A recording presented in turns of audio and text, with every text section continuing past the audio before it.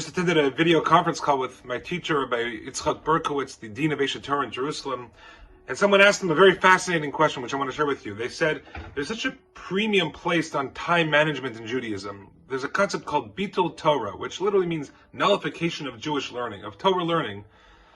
And the question posed to Rabbi Berkowitz was, how do we deal with this?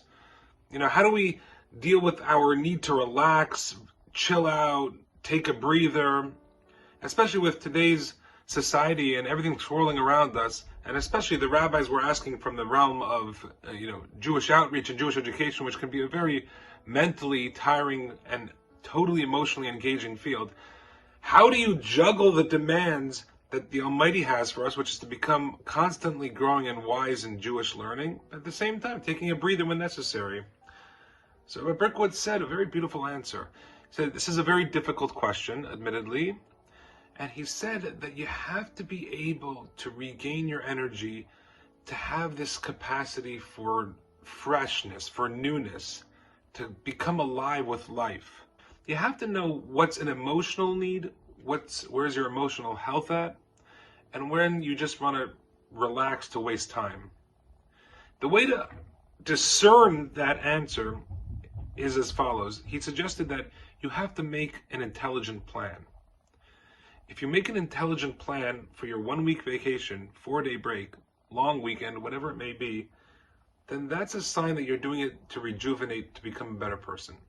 However, if you're doing it simply, aimlessly, without any schedule, that your plan is just to literally lie down with a pina colada for 2 weeks straight, maybe perhaps that's not the best use of your time as a Jew. That was his suggestion. Everyone has to take their own lives, their own personalities, their own hectic schedules into account. I'm saying what he was telling this particular rabbi in the context of a small video meeting for some of my colleagues.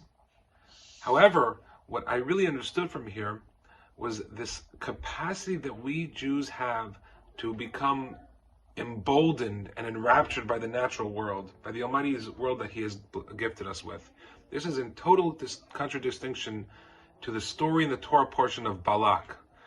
Balak is a non-Jewish king who hires Bilam, a very powerful non-Jewish prophet, to curse the Jewish people. And I'm not going to go into the whole story now, but Bilam tries to curse the Jewish people, and each time he tries to do this, a few times, the Almighty puts blessings into his mouth instead, and he ends up blessing the Jewish people.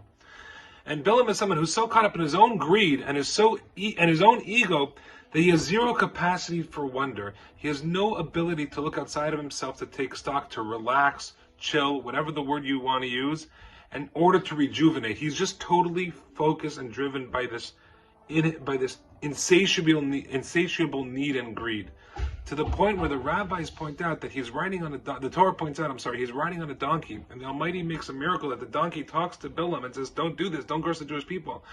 And the verse says that Bilam replies to the donkey as if he's engaged in dialogue with a normal human being. In other words, Bilam is so consumed by his desires, by his ego, that he can't even have the capacity to understand the miracle in front of his eyes, that there's a donkey talking to him. This great miracle goes right over his head, and it's as if he's talking to a normal human being. His own need, his own ego, his own greed drives him away from all the beauty this world has to offer. So as we approach, or as we are already entered summer, our blessing, our goal is to rejuvenate with the beautiful weather, at the cottage, on the boat, whatever it may be, but don't be aimless. It's not aimless chilling. That's not the Jewish way. It's intelligent rejuvenation. That's the phrase, intelligent rejuvenation versus aimless chilling. Let's be successful in intelligently planning our rejuvenation over the summer, God willing. Shabbat Shalom.